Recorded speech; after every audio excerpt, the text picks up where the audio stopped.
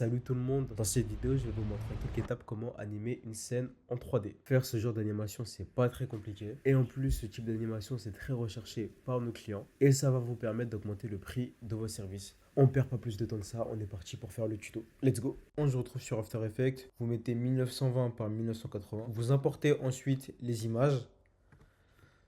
Donc en description, je vous ai mis le PSD si vous voulez reprendre les mêmes images que moi pour suivre le tuto. Tout d'abord, avant de commencer la première scène, j'ai préparé mes images en amont sur Photoshop.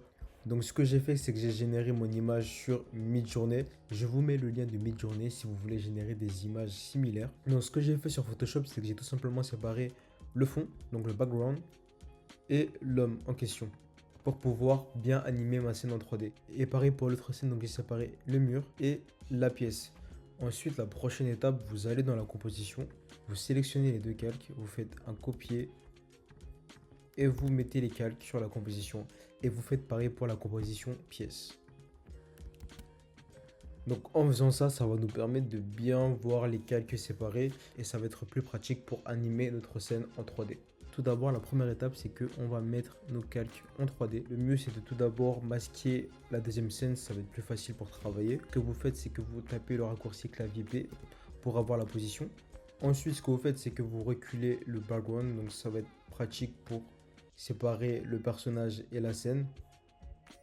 Donc vous tapez comme raccourci clavier S, donc ça vous permet de augmenter l'échelle de l'image et vous agrandissez l'image.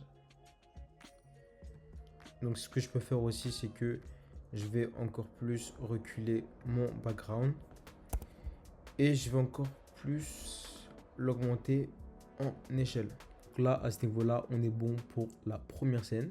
Ensuite, vous faites un clic droit, vous allez dans News, Caméra, vous choisissez 50 mm et One Note Camera. Vous refaites un clic droit, New, et vous sélectionnez Null Object. Et vous reliez la caméra au Null Object et vous mettez le Null Object en 3D. Vous appuyez sur P pour avoir la position de l'image. Vous mettez une image clé tout au début de la vidéo.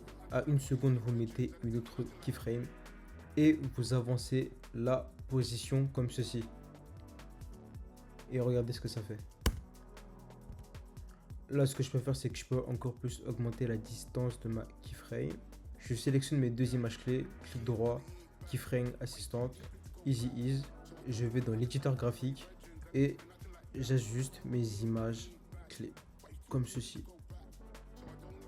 pour lisser la vitesse de mon image. Ce que je peux faire aussi pour ajouter un meilleur effet à mon personnage, c'est de lui faire bouger sa position. Tout d'abord, je vais cliquer sur P pour avoir sa position. Je vais ajouter une keyframe. La keyframe, je vais la mettre à 2 secondes. Je me remets au début et je vais bouger mon personnage vers la droite, comme ceci. Et ensuite, pour avoir un mouvement plus fluide, plus smooth, ce que je vais faire, c'est que je sélectionne mes keyframes, clic droit, keyframe assistante, easy ease, et à ce moment-là, je peux ajuster mes keyframes. Donc,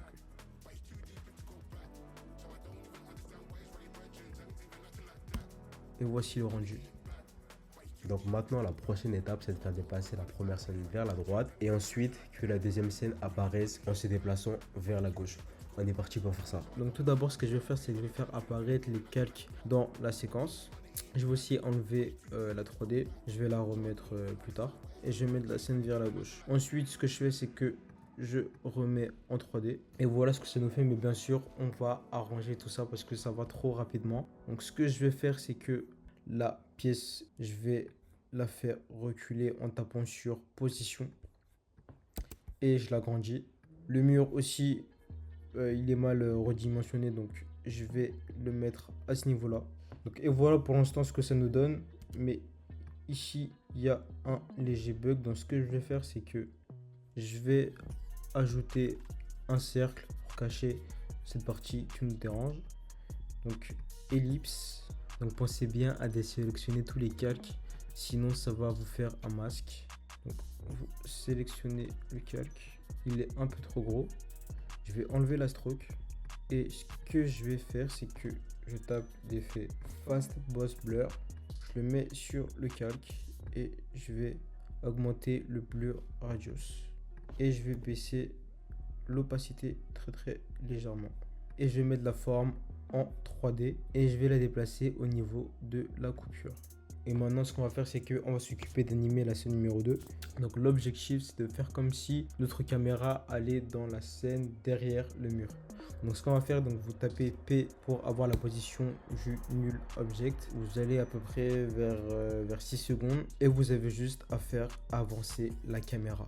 Là, je trouve que ma scène va un peu trop rapidement. Donc ce que je peux faire, c'est que je sélectionne mes keyframes. J'appuie sur Alt et en même temps, j'élargis mes keyframes. Ce que je peux faire aussi pour ajouter un léger détail à la vidéo, c'est de ajouter du motion blur. Donc ça va permettre que l'animation soit encore plus réaliste. Et voilà le rendu final de l'animation. Si vous avez apprécié cette vidéo, n'hésitez pas à liker et à la partager. D'autres vidéos sont en route. Allez, ciao!